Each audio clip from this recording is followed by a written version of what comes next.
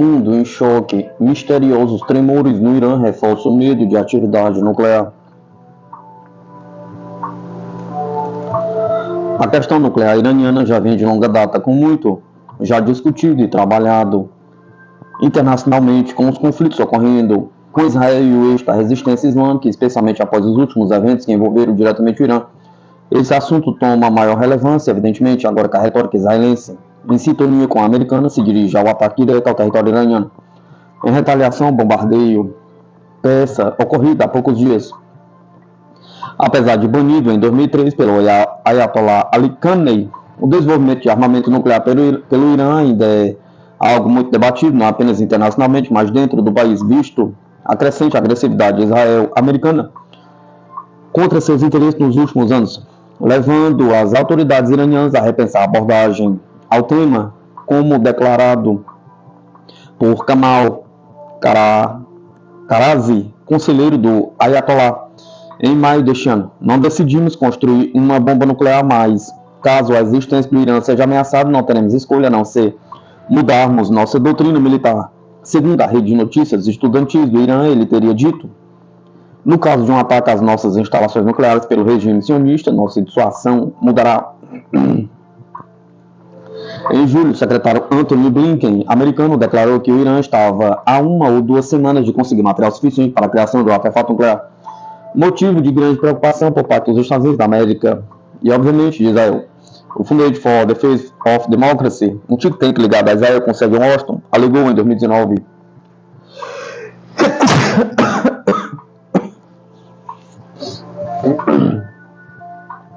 que o Irã havia construído locais de testes nucleares subterrâneos desde os anos 2000, conhecidos como Projeto Midam, declarando que, usando informações geoespaciais corroborantes e disponíveis abertamente, identificamos a localização provável em uma área a sudoeste de Semnan, onde testes subterrâneos de explosivos não nucleares foram conduzidos em 2003 como parte do desenvolvimento de métodos sísmicos para medir o rendimento de um explosivo nuclear subterrâneo.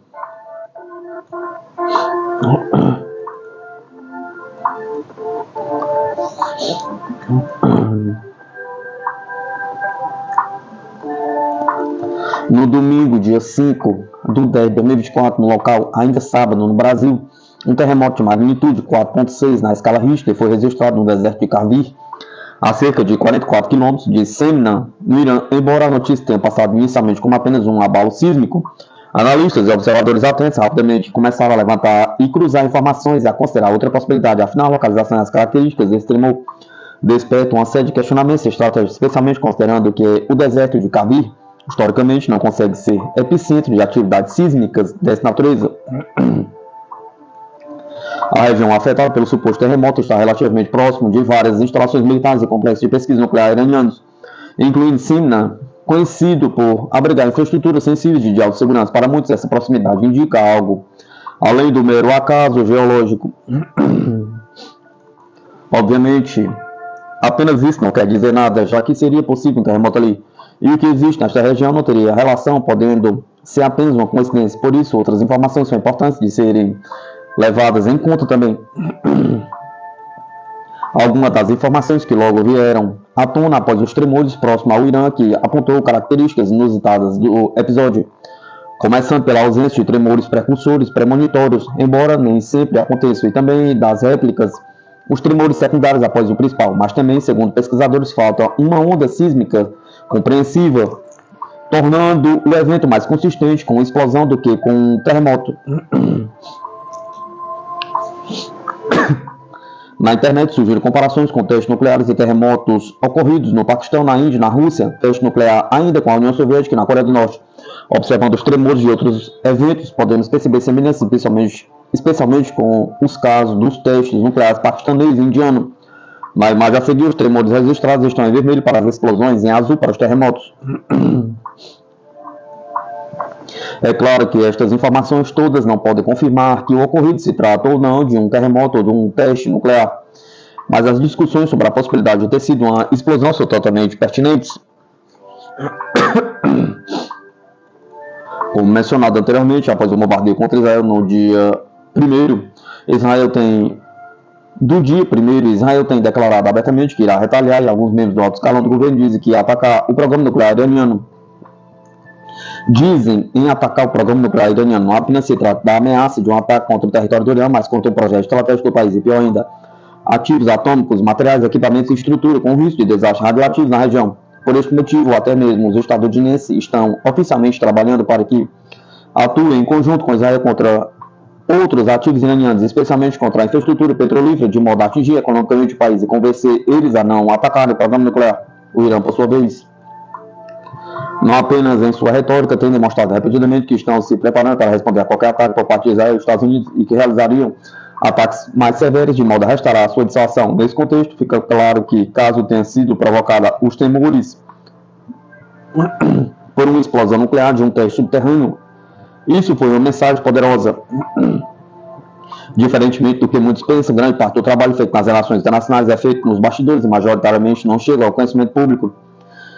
Muitas mensagens e acontecimentos ocorrem de forma velada ao público geral por diversos motivos. Neste episódio, nenhuma declaração oficial foi dada sobre o evento por iranianos, norte-americanos ou israelenses, o que levanta ainda mais as suspeitas mundo afora.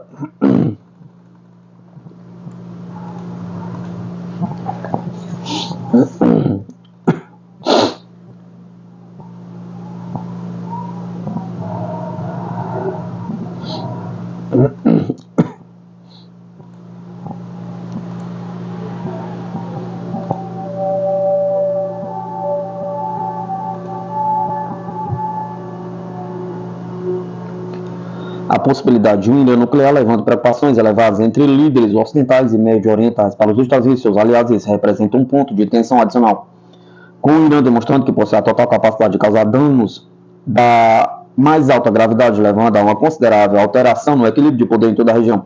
E pode-se pensar até em escala global, especialmente pensando em suas alianças formando um bloco oriental. O Irã pode estar aproveitando a janela de incerteza e mudança geopolítica para reforçar seu posicionamento.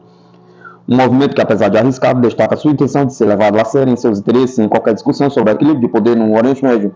É justamente por esta reviravolta na equação que Israel abomina essencialmente o programa nuclear iraniano e quer impedi-lo de ser concluído. Entretanto, um ataque israelense pode ter consequências ainda mais prejudiciais, como descrito pela Al Jazeera, no contexto da escalada em abril. Esse novo nível de escalada seria ainda maior do que o nivelamento do consulado do Irã na Síria, uma violação sem precedente do direito internacional.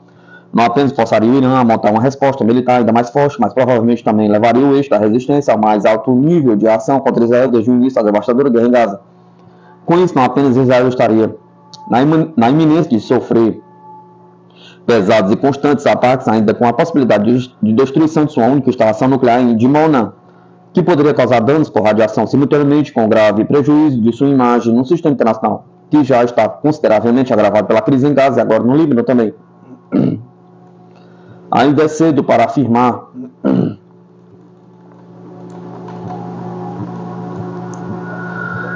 com certeza o que aconteceu no deserto de Kavir, mas as circunstâncias falam por si. Se o terremoto foi de fato um teste nuclear, o Irã conseguiu sua demonstração de força sem precisar anunciar abertamente. Em tempos de tensão elevada, um evento como esse serve para reforçar a posição iraniana frente a seus oponentes e, ao mesmo tempo, enviar uma mensagem implícita, mas contundente ao que os observam de perto. Felizmente, uma mensagem para evitar o escalonamento, apesar de ser uma ameaça.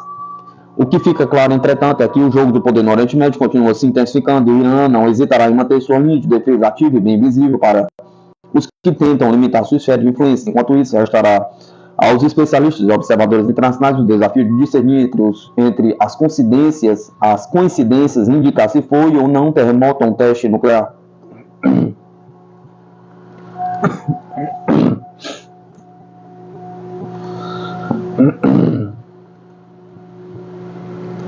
Israel está disposto a usar uma bomba termonuclear contra o Irã? Pergunta. O assassinato em Beirute do líder do Hezbollah, Hassan Nasrallah, seria uma nova isca para Israel envolver o Irã na escalada da guerra e iniciar sua desestabilização com a ajuda dos Estados Unidos. Mas, seguindo sua proverbial prudência, o Irã finalmente respondeu com um ataque direcionado às bases militares israelenses, usando mais de 200 mísseis balísticos.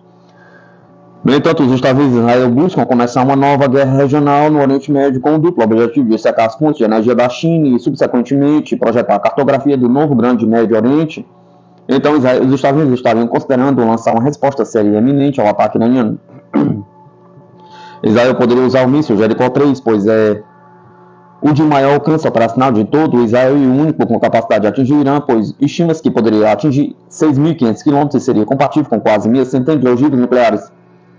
Israel considera usar uma bomba termonuclear? Pergunta. Bombas de gravidade são bombas que são lançadas de aeronaves e sondas com capacidade nuclear e armas de destruição em massa, porque, diferentemente das bombas de nêutrons, elas não podem ser usadas sem matar civis e indiscriminadamente destruir infraestrutura crítica.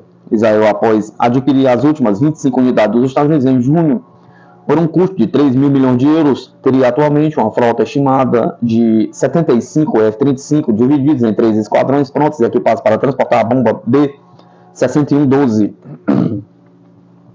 Os Estados Unidos também teriam fornecido a Israel bombas B-6113 com mais capacidade contra instalações especialmente reforçadas, como centros de controle e comando estratégicos subterrâneos, bem como contra alvos militares que ocupam grandes áreas. Parshim, o centro do programa nuclear militar iraniano, os reatores experimentais em Teherã, Bonab, Hasmas, Ramsar e grandes instalações como Bushehr, Natanz, Isfahan e Ferdowsi. Israel também usaria o míssil Jericho 3, pois é o de maior alcance operacional de todo o Israel e incapaz de atingir o Irã, pois estima-se que ele poderia atingir 6.500 km e seria compatível com quase 1.100 de ogivas nucleares. De acordo com as estimativas do Pentágono, a embalagem de defesa iraniana dependente das baterias de mísseis russos S-400. Um ataque combinado de drones, mísseis e aeronaves poderia atingir alvos que incluem hub de comunicações, infraestrutura de energia, instalações militares, aeroportos e silos nucleares, com o objetivo declarado de deixar o exército iraniano sem capacidade de resposta.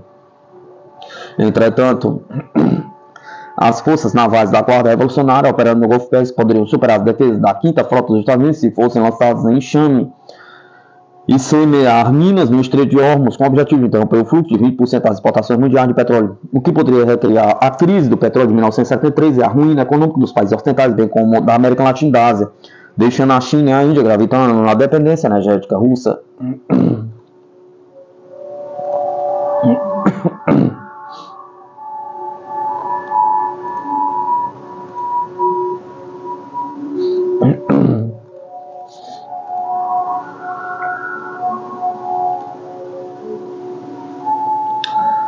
Análise das opções que o Irã enfrenta após o ataque a Israel em 1º de outubro de 2024.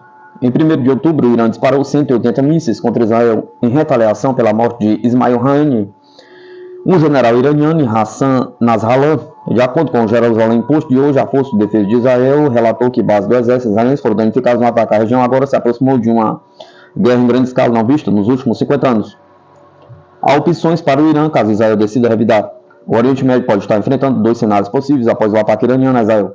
O primeiro cenário possível imaginaria os Estados Unidos e seus aliados europeus pressionando o primeiro-ministro israelense Benjamin Netanyahu a não tomar medidas que mergulhariam a região, a guerra em larga escala. A pressionar Netanyahu, os vários líderes discutiriam os efeitos adversos na economia global, com o aumento dos custos de petróleo, gás, transporte, cadeia de suprimentos. A economia global está enfrentando recessões e inflações que só seriam agravadas por uma guerra regional. Nos Estados Unidos, a economia é um tópico tão sensível que se tornou o principal ponto de discórdia da próxima eleição presidencial em novembro. A economia dos Estados Unidos não pode arcar com uma guerra regional no Oriente Médio. Os ativos dos Estados Unidos na região seriam vulneráveis. Em uma guerra total, o Irã e seus aliados teriam como alvo os ativos dos Estados Unidos no Golfo Árabe. Os ativos dos Estados Unidos no Oriente Médio incluem petróleo, transporte, gás, bancos, finanças, ações e imóveis. O maior perdedor em uma guerra no Oriente Médio pode ser os Estados Unidos, Catar, Emirados Árabes Unidos, Arábia Saudita, Kuwait, Síria e Iraque têm pessoal e equipamento militar dos Estados Unidos. Em uma guerra regional, os mísseis provavelmente atingiriam todas as posições do exército dos Estados Unidos. A perda de soldados americanos em uma guerra evitável no Oriente Médio seria devastadora para as famílias americanas. No segundo cenário possível, e na minha opinião mais provável, Netanyahu se recusaria a ouvir os conselhos e súplicas dos Estados Unidos e seus aliados. Em vez disso, decidiria atacar o Irã, o que marcaria a abertura de uma guerra regional. Netanyahu sabe que o governo dos Estados Unidos, em nome do contribuinte dos Estados Unidos, pagará por qualquer guerra que Israel decida embarcar. Até agora, os Estados Unidos enviaram bilhões em dinheiro e armamento para Israel para executar seus genocídios em andamento em Gaza. E agora eles abriram a segunda frente no Líbano. Netanyahu e seus parceiros de coalizão extremistas que iam manter no poder, cruzaram todas as linhas vermelhas e arrasaram todas as barreiras contra o eixo da resistência. que estava em vigor após a guerra de 2006 no Líbano. A guerra anterior durou 33 dias e o Hezbollah venceu a partida, impedindo Israel de atingir seus objetivos militares declarados. O bombardeio de Beirute e o assassinato de Haniyeh em Teherã e Nasrallah em Beirute marcaram o ponto de inflexão para o Irã e precipitaram a decisão de atacar Israel em 1º de outubro. A Sky News relatou que suas fontes israelenses confirmaram que dezenas de soldados israelenses foram mortos ou feridos em 2 de outubro.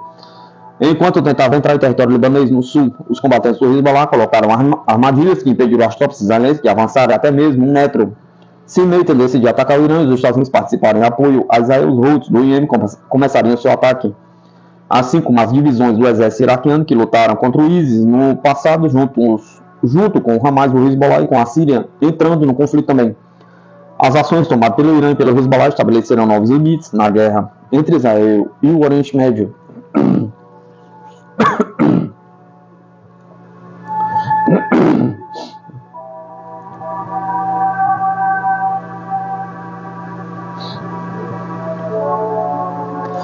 Romênia escolhe veículos blindados turcos em acordo de 940 milhões de dólares.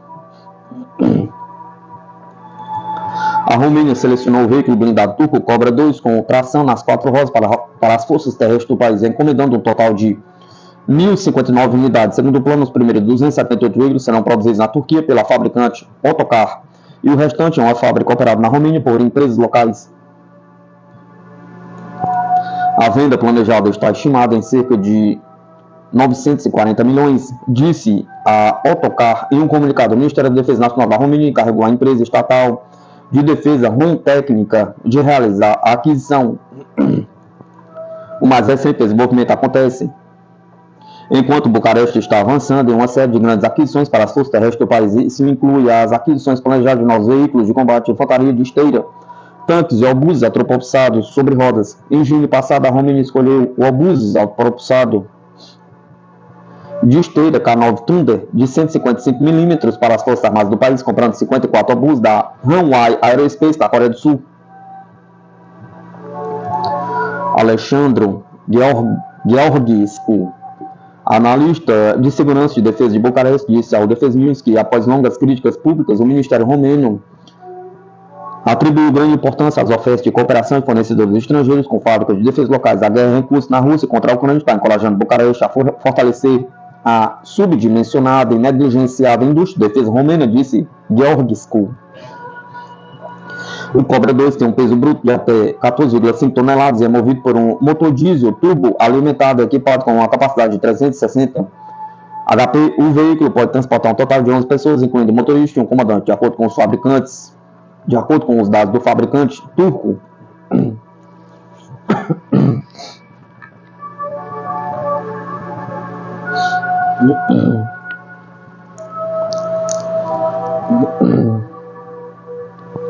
Políticos finlandeses que querem guerra com a Rússia estão se tornando criminosos, diz especialista. As autoridades finlandesas, ao empurrar o país para um conflito armado com a Rússia, estão se tornando políticos criminosos, diz na rede social X Tuomas Marlin, professor da Universidade de Helsinki, especialista em geopolítica. Ninguém em seu juízo perfeito vai querer repetir isso. A guerra com a Rússia, exceto nossos políticos que estão se transformando em criminosos, opinou o especialista. Ele observou que todas as principais figuras do governo da Finlândia, incluindo o presidente, o primeiro-ministro e o ministro das Relações Exteriores, devem ser presos imediatamente e julgados por traição. Eles são traidores a este grande país. E ao mundo, acrescentou o professor. Recentemente, a mídia havia informado que Helsinki e Tallinn estão desenvolvendo planos para fechar o Golfo da Finlândia para os navios russos em caso de ameaça. A Finlândia se tornou membro da OTAN em 4 de abril de 2023 e a Suécia em 7 de março de 2024. Segundo declarou o presidente russo Vladimir Putin em uma entrevista, a adesão destes países à aliança foi um passo sem sentido do ponto de vista dos interesses nacionais. Tropas russas e sistemas ofensivos serão implantados perto de suas fronteiras, o que não acontecia antes.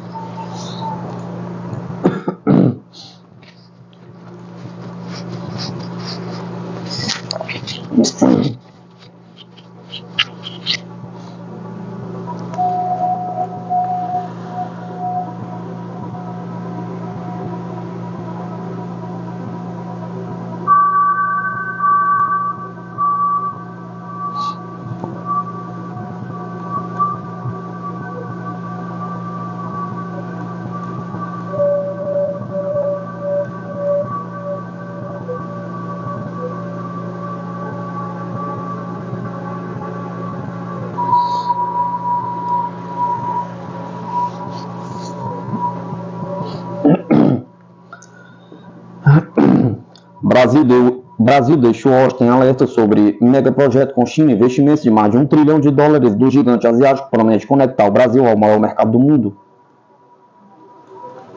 A nova Rota da Seda, também conhecido como Iniciativa do Cinturão em Rota, é um megaprojeto ambicioso da China que visa a criação de uma vasta rede de infraestrutura e investimentos ao redor do mundo. Desde seu lançamento em 2003, a iniciativa já contou com a adesão de mais de 150 países e movimentou cifras que ultrapassam $1 trilhão. Nesse contexto, surge a questão: o Brasil deve aderir a essa iniciativa? Pergunta. Nesse artigo exploraremos as nuances da nova Rota da Seda e o que essa adesão poderia significar para o Brasil. A nova Rota da Seda é um projeto de investimento global lançado pela China com o objetivo de estimular o desenvolvimento econômico e fortalecer as relações comerciais entre a China e outros países. O nome faz referência à antiga Rota da Seda que ligava a Ásia, a Europa e ao Oriente Médio, facilitando o comércio entre essas regiões. Desde seu início, a iniciativa tem se concentrado em financiar projetos de infraestrutura como postos, rodovias, ferrovias e usinas de energia em países em desenvolvimento. O Banco Mundial estima que, quando concluída a nova Rota da Seda, poderá aumentar a economia global em até 2,99% e gerar até $7 trilhões até 2040. O funcionamento da nova Rota da Seda envolve a China oferecendo financiamento a países que não têm capacidade de investir em grandes projetos de infraestrutura. Esses investimentos são geralmente acompanhados de condições que incluem a utilização de mão de obra e materiais chineses, o que levanta preocupações sobre a dependência econômica dos países beneficiados. Financiamento de projetos. A China financia a construção de infraestrutura em países em desenvolvimento. Condições de financiamento. Os empréstimos costumam incluir cláusulas que exigem o uso de empresas e trabalhadores chineses. Risco de endividamento. Há preocupações nesse investimento de que os países endividados se tornem dependentes da China. A adesão do Brasil à nova Rota da Seda pode trazer diversas vantagens. Em primeiro lugar, o Brasil poderia se beneficiar de investimentos significativos em infraestrutura, especialmente em áreas que necessitem de modernização. Além disso, a aproximação com a China poderia resultar em melhores condições comerciais e oportunidades de desenvolvimento econômico. Investimentos em infraestrutura. O Brasil enfrenta carência em infraestrutura e a adesão pode trazer capital para resolver esses problemas. Aumento do comércio. A relação comercial com a China já é forte e a adesão pode aumentar ainda mais essa interação. Oportunidade de desenvolvimento. Projeto de infraestrutura pode impulsionar a economia local e criar empregos. Embora haja vantagens, a adesão à nova Rota da Seda também apresenta riscos. Um dos principais pontos de preocupação é o potencial endividamento do Brasil. Muitos países que aderiram à iniciativa enfrentam dificuldades financeiras devido às altas taxas de juros e às condições impostas pelos financiamentos chineses. Endividamento. O Brasil pode se tornar dependente da China, o que pode limitar sua autonomia econômica. Condições de financiamento. A falta de clareza sobre as taxas de juros e os termos de pagamento podem gerar insegurança. Impacto político. A adesão pode ser visto como um alinhamento à política chinesa, o que pode afetar as relações com outros países, especialmente os Estados Unidos. A decisão do Brasil de aderir ou não à nova Rota da Seda não se resume apenas a questões econômicas. O cenário geopolítico atual marcado por tensões entre os Estados Unidos e a China também desempenha um papel crucial. O Brasil precisa avaliar como sua adesão pode impactar suas relações com outras potências globais. Além disso, a adesão à iniciativa pode ser vista como uma oportunidade para o Brasil fortalecer sua posição no cenário internacional, diversificando suas parcerias e buscando novas fontes de investimento. Atualmente, a visão do governo brasileiro sobre a adesão à nova Rota da Seda é dividida. Alguns membros do governo acreditam que as relações já existentes com a China são suficientes, enquanto outros defendem que a adesão pode trazer benefícios significativos. Essas divergências de opiniões refletem a complexidade da situação e a necessidade de uma análise cuidadosa. A visita do presidente Xi Jinping ao Brasil em novembro, durante a cúpula do G20, pode ser um momento decisivo para discutir a adesão à nova Rota da Seda e as vantagens que isso poderia trazer para o Brasil. A nova Rota da Seda representa oportunidades significativas para o Brasil, mas também apresenta riscos consideráveis. A adesão ao projeto pode trazer investimentos necessários em infraestrutura e fortalecer as relações comerciais com a China, mas também pode resultar em um aumento de endividamento e dependência econômica.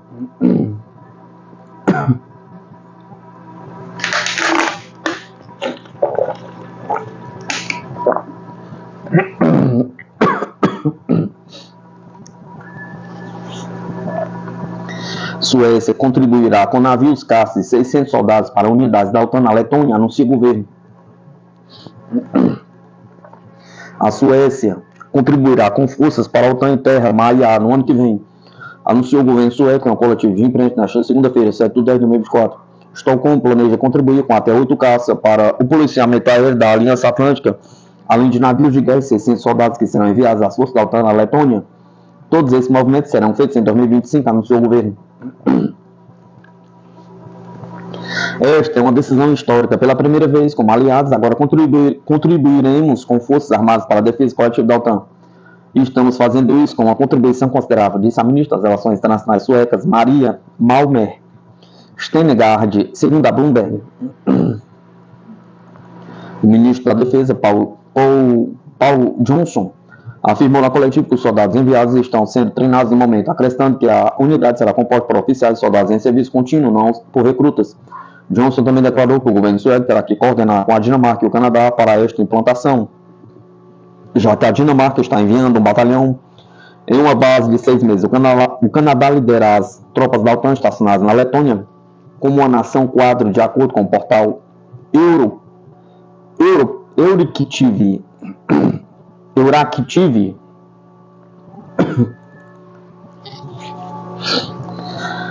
Além disso, a Suécia contribuirá com navios de guerra para as forças navais permanentes da OTAN, com foco em capacidades de remoção de minas e vigilância marítima. Esses navios de guerra serão implantados por até 6 meses em 2025. O ministro da Defesa observou que eles pretendem operar no Atlântico Norte, enfatizando o Mar do Norte e o Mar Báltico. Por exemplo, no caso de um ataque armado, tanto o batalhão na Letônia quanto os navios de guerra poderão ficar para trás e executar tarefas resultantes no planejamento operacional da OTAN, afirmou. Por fim, os caças suecos também auxiliarão na vigilância aérea da OTAN, de acordo com o ministro sueco de Infraestrutura e Habitação, Andreas Carlsson. A contribuição sueca está planejada para 2025 e consistirá em 8 aeronaves de caça e pessoal associado, disse Carlsson. Por fim, a chanceler acrescentou na coletiva que a entrada da Suécia na OTAN é uma das maiores mudanças geopolíticas desde a queda do Muro de Berlim, quando a Finlândia e a Suécia anunciaram seus planos para se juntarem à Aliança Atlântica, passo que foi dado oficialmente em 2023 e 2024, respectivamente. A Rússia deixou claro que terá reação assimétrica a ameaças ligadas às adesões. Recentemente, Moscou classificou os planos suecos de estabelecer uma base da OTAN na ilha de Gotland como provocação.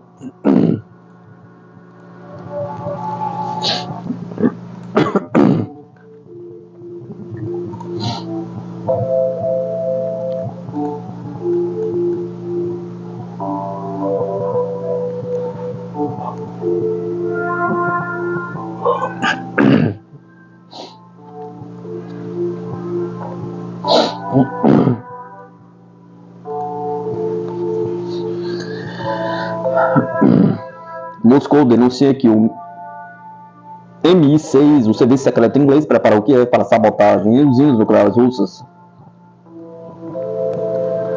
Os serviços especiais ocidentais, especialmente o Mi-6 britânico, prepararam sabotadores ucranianos para realizar provocações em várias usinas nucleares russas, revelou o chefe do Serviço de Inteligência Externa, Sergei Naryshkin.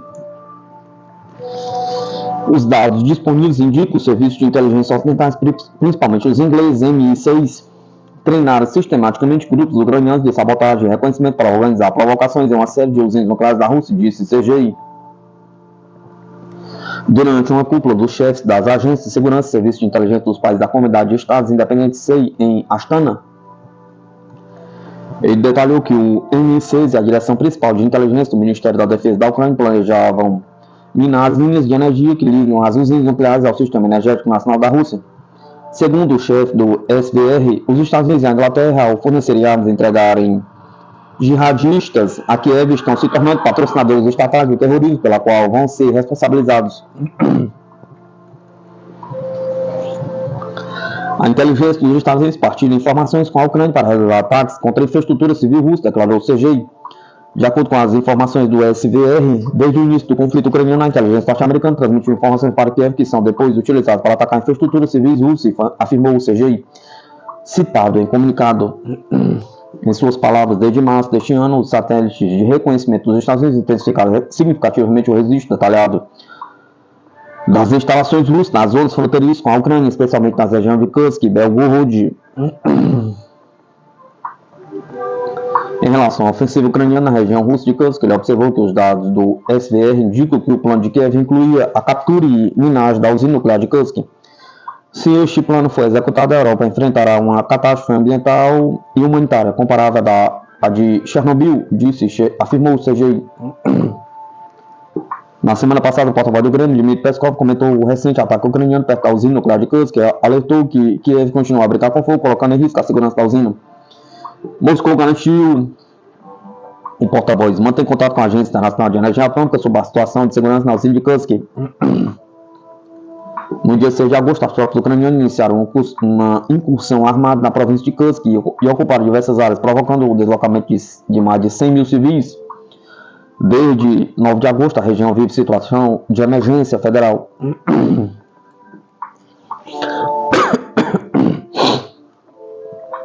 Os serviços especiais dos países da OTAN estão transferindo militares do Oriente Médio para a zona de operações militares especiais para participar nas hostilidades ao lado de Kiev, disse CG. Desde julho de 2024, segundo o chefe da inteligência russa, um grupo de oficiais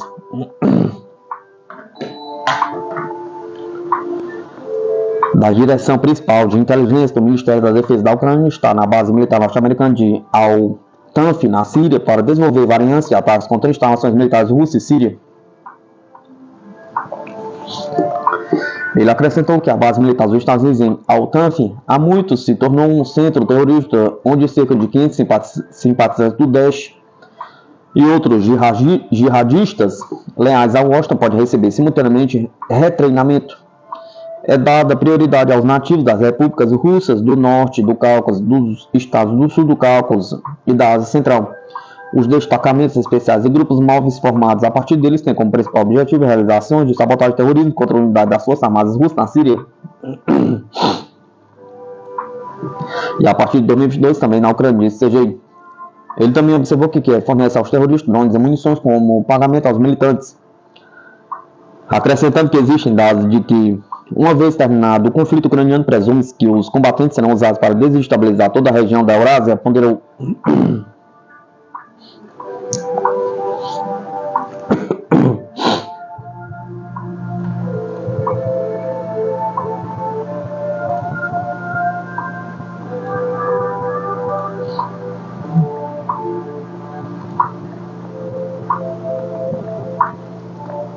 O comando militar da Ucrânia abriu mão da situação caótica na República Popular de Donetsk, diz analista.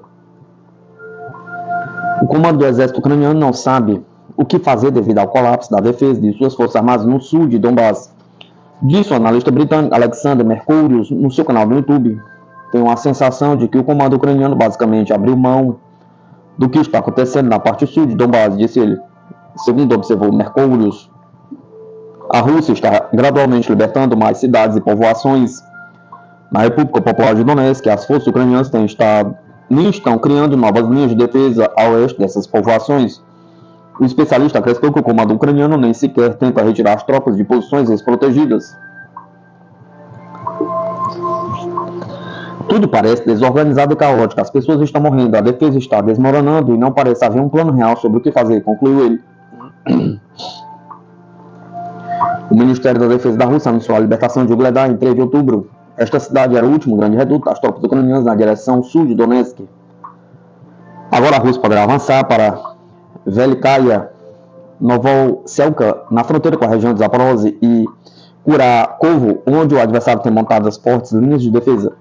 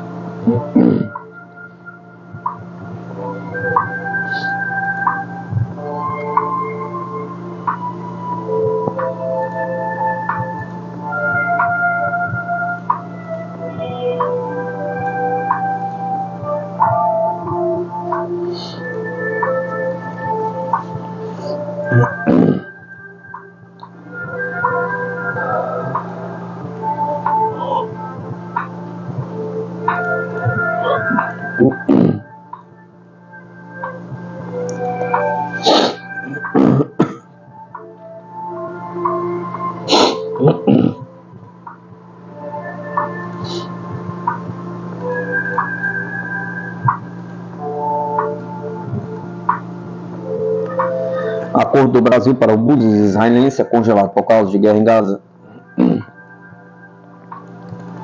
5 meses após o Exército Brasileiro anunciar sua decisão de comprar obuses da Elbit Systems de Israel, o projeto continua suspenso devido às críticas do presidente brasileiro Inácio Lula da Silva às ações de Israel contra o Hamas em Gaza. Segundo fontes militares em Brasília que falaram sob condição de anonimato para discutir deliberações internas, o projeto continua congelado, mas não formalmente cancelado. O presidente da Silva não assinou nenhuma ordem executiva, nem para cancelar a aquisição do Atmos 2000, nem para reabrir a licitação para selecionar e negociar outra solução, disse uma fonte.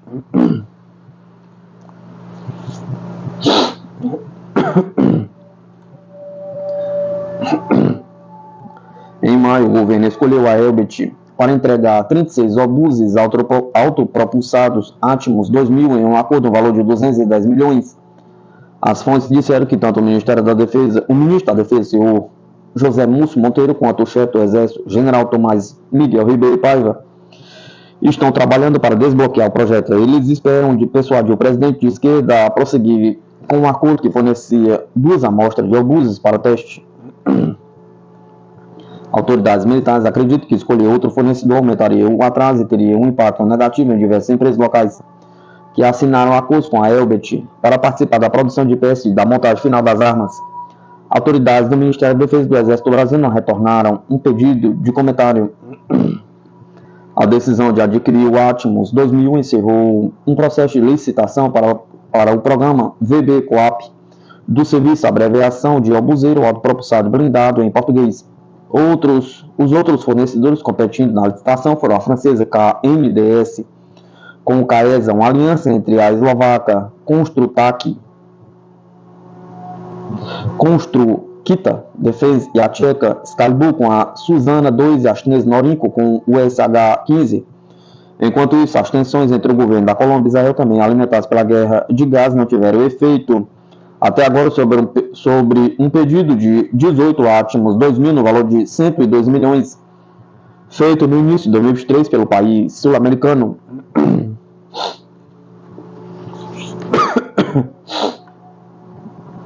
Forças Armadas Russas avançam a noroeste de Ugledar.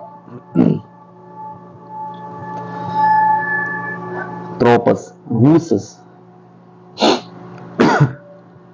do agrupamento Vostok Leste avançaram a noroeste de Ugledar e na área de Bezeloe, aproximando-se de Bogoia Vilenka, na República Popular de Donetsk, que informou o Ministério da Defesa da Rússia neste domingo. Unidades do agrupamento Vostok seguem repelindo o inimigo e explorando seu sucesso. Algumas delas avançaram a noroeste de Ugledar e na área de Veseloi, aproximando de Bogoia Vilenka, disse o Ministério em um comunicado. A Rússia assumiu o controle da cidade de Ugledar, na República Popular de Donetsk, na última quinta-feira. Os combatentes libertaram a cidade, cercando-a após ataques pelos flancos. Os militares russos compartilharam que a libertação de Ugledar tinha se tornado evidente já em setembro, quando a infantaria russa rompeu as defesas ucranianas em 2 direções simultaneamente. Segundo os relatos dos soldados russos, as tropas ucranianas resistiram até o fim, escondendo-se em minas e porões do fogo da artilharia russa. Mas, confrontados com um cerco inevitável do norte e de oeste, as unidades abandonaram Ugledar, enquanto mais de 40 soldados se renderam.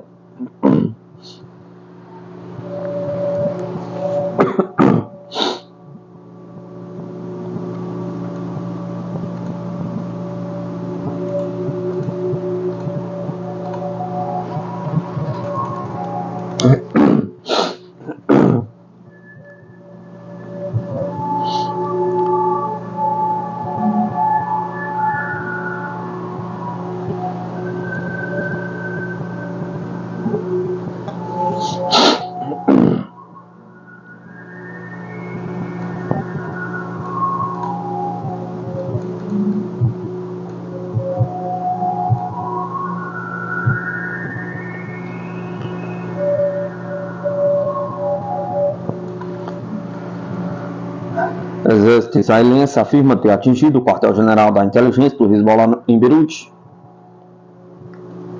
O exército israelense anunciou neste domingo que atacou a sede da inteligência do movimento libanês Hezbollah em Beirute. Os caças do exército israelense conduziram ataques baseados em inteligência contra os terroristas pertencentes ao quartel-general da inteligência do Hezbollah em Beirute, incluindo meios de coleta de inteligência, centros de comando e locais adicionais de infraestrutura terrorista, disse o Exército em um comunicado no Telegram. O Exército também disse que, nas últimas horas, a Força Aérea do país atacou o depósito de armas do Hezbollah na área de Beirute. Explosões secundárias foram identificadas após os ataques, indicando a presença de armamento, acrescentou o Exército. O Líbano também cancelou todos os voos de ir para o aeroporto internacional de Beirute. Anunciou neste domingo a Autoridade Nacional de Aviação Libanesa.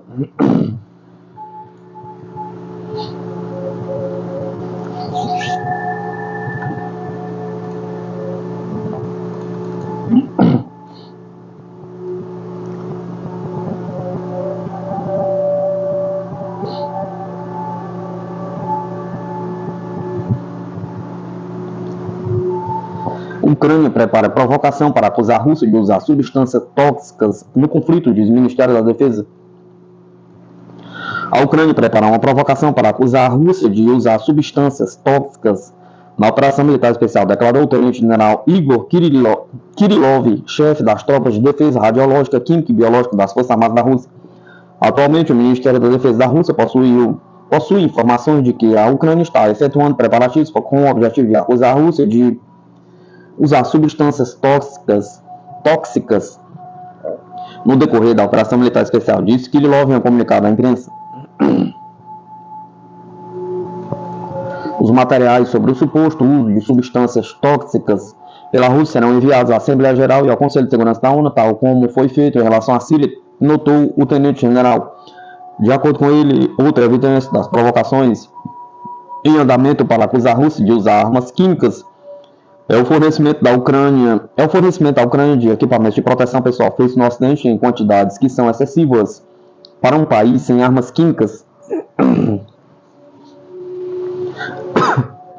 O tenente-general chamou a atenção para a solicitação por parte da missão ucraniana na União Europeia para o fornecimento às Forças Armadas Ucranianas em 2024 de conjuntos de proteção militar comum e máscaras de gás, 283 mil unidades cada, luvas de proteção e sacos de proteção química, 500 mil unidades de cada item.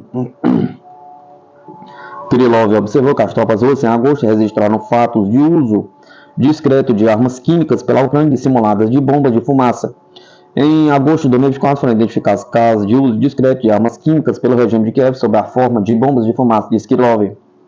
O chefe das tropas de defesa radiológica, química e biológica da Rússia disse que especialistas ucranianos realizaram um trabalho científico cujo objetivo é criar compostos para eliminar os efeitos de substâncias tóxicas.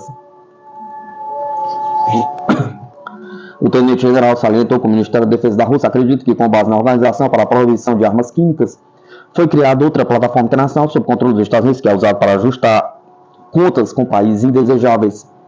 Ele recordou que a Rússia forneceu informações sobre os fatos confirmados de uso de substâncias tóxicas e produtos químicos não letais por Kiev. Todas as evidências necessárias foram enviadas ao secretário técnico, mas não chegamos a receber qualquer resposta significativa, concluiu Kirillov.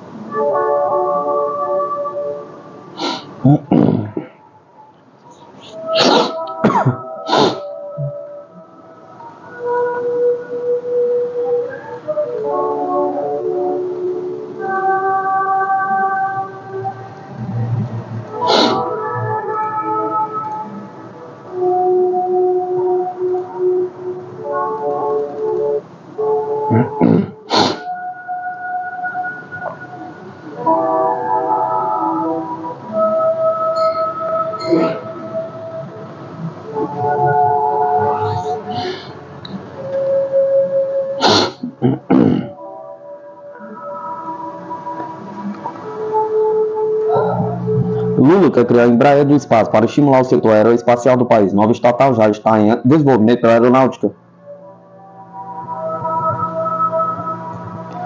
O presidente Lula assinou na última quinta-feira, dia 3 de outubro, um projeto de lei que prevê a criação de uma nova empresa pública, A ALADA, direcionada ao setor aeroespacial do país, apelidada de Embraer do Espaço, a nova estatal terá como missão explorar economicamente a infraestrutura e navegação aeroespaciais e as atividades relacionadas ao desenvolvimento de projetos e equipamentos aeroespaciais.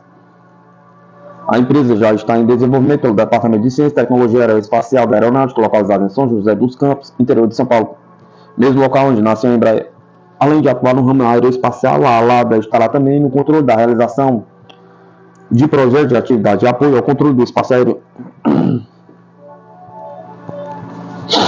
A estatal será uma subsidiária da NAV Brasil, empresa criada ainda no governo de Bolsonaro, que até então é responsável pelo controle do espaço aéreo do Brasil, a responsabilidade que pertence à Infraero.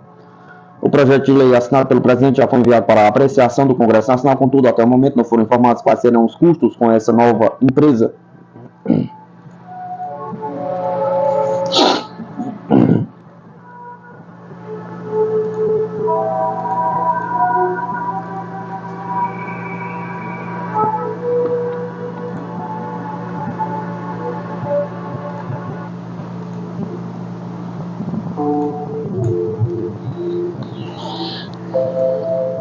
Sul-coreano visita Filipinas visando ter um papel mais proativo na região asiática.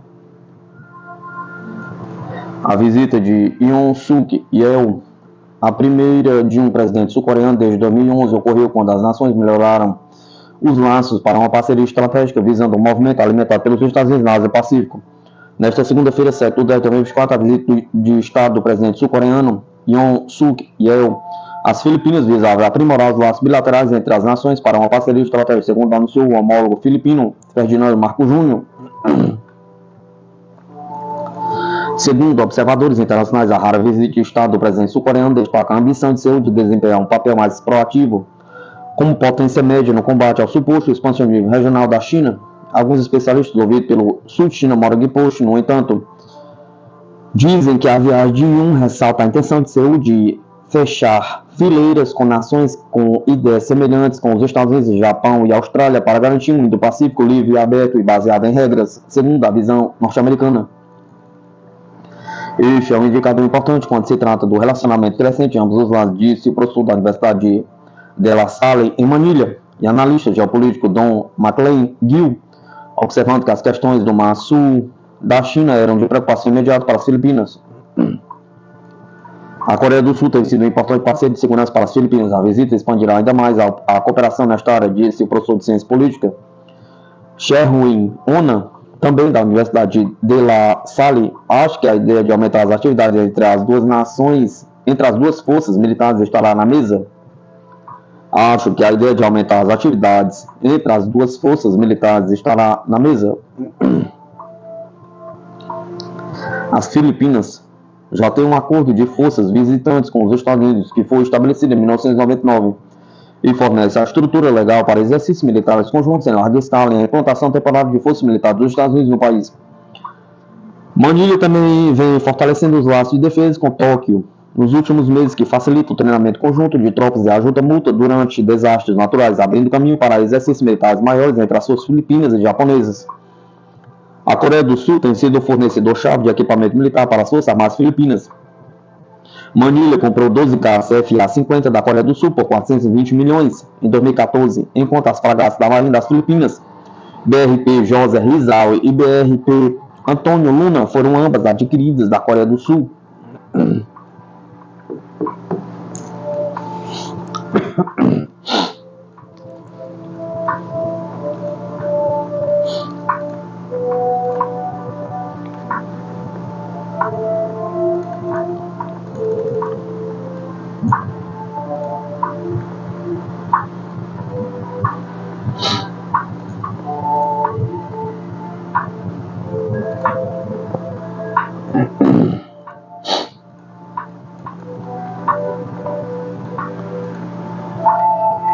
Forças de defesa ou de ataque? Pergunta.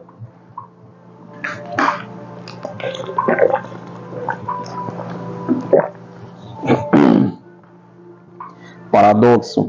Militar israelense que mudou a história do Oriente Médio.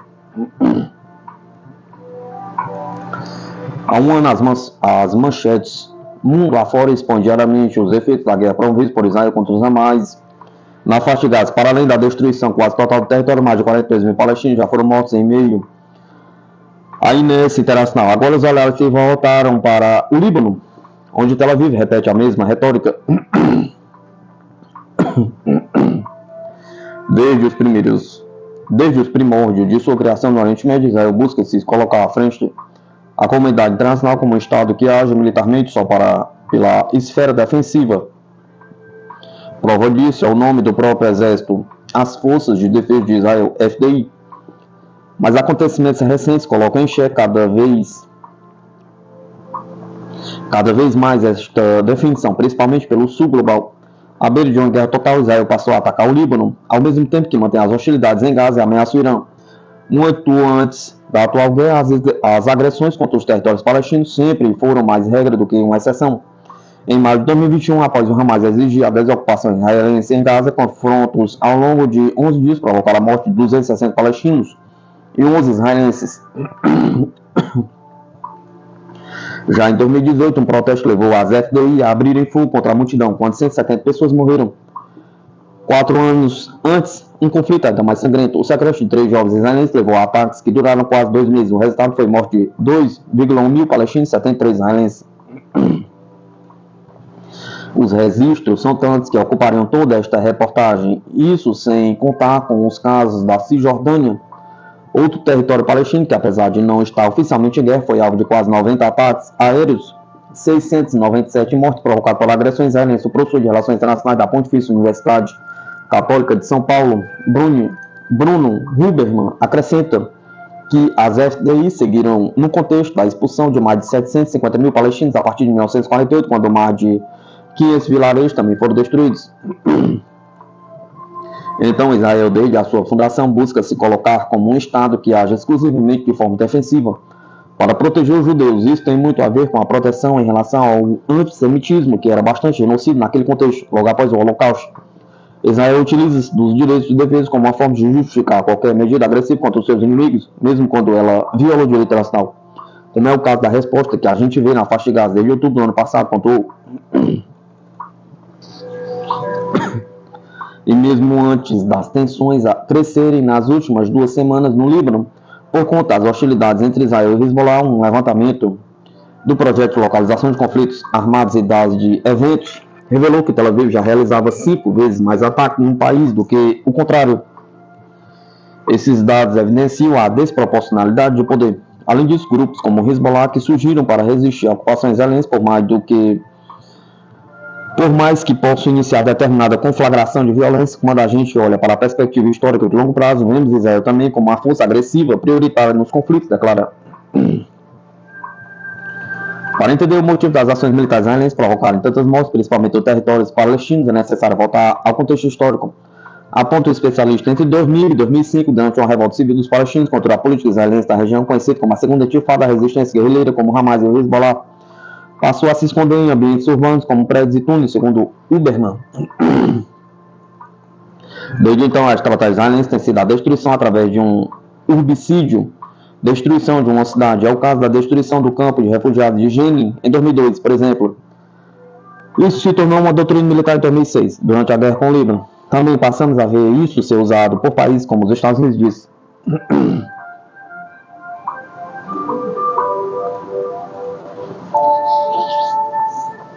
Toda essa desproporcionalidade de força com o objetivo principal de tirar a capacidade de resistência dos palestinos à ocupação israelense. Tel Aviv busca manter isso de forma eterna ou até encontrar uma solução provisória que lhe traga segurança enquanto mantém a colonização da região. Em Gaza, essa medida era o bloqueio iniciado em 2005, que chega ao seu limite em outubro do ano passado. Até então, o controle principal era remoto, com bloqueio econômico. Além do uso de drones e bombardeios esporádicos para minar a capacidade de resistir e, diante da limitação desse modelo anterior, provocar a destruição completa. Não tem nada de defesa, porque Israel é força ocupante, agressor, e não existe direito de defesa em território ocupado, segundo o direito internacional justifica. Desde a década de 1940, os conflitos entre israelenses e palestinos nunca cessaram. Cada vez mais a população que não faz parte do Estado judeu esteve confinada nos limites de seu antigo território, que corresponde a Gaza e Cisjordânia. Ao longo do tempo, veio a Autoridade Palestina, que funciona como uma prefeitura na prestação de serviços públicos, enquanto Israel mantém há décadas o controle das fronteiras da economia. Nesse contexto de dominação israelense crescente orientemente, surgiu o eixo da resistência, que tem como ator mais forte o Irã, enfatiza o especialista.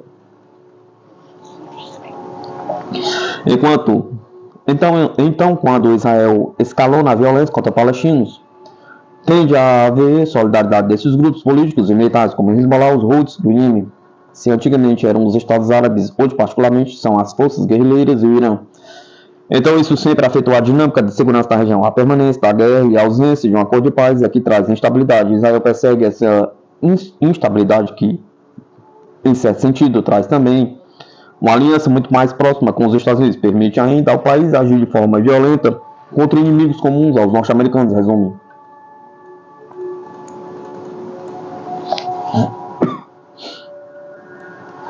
Já a doutora em Relações Internacionais pelo Programa de Pós-Graduação Santiago Dantas Isabelle Agostinelli pontua que as provocações israelenses, principalmente contra o Irã, têm justamente o objetivo de provocar uma guerra total no Oriente Médio. Tudo isso sob os olhares da ONU, que, segundo a especialista, tem uma atuação limitada, principalmente por conta dos membros permanentes do Conselho de Segurança.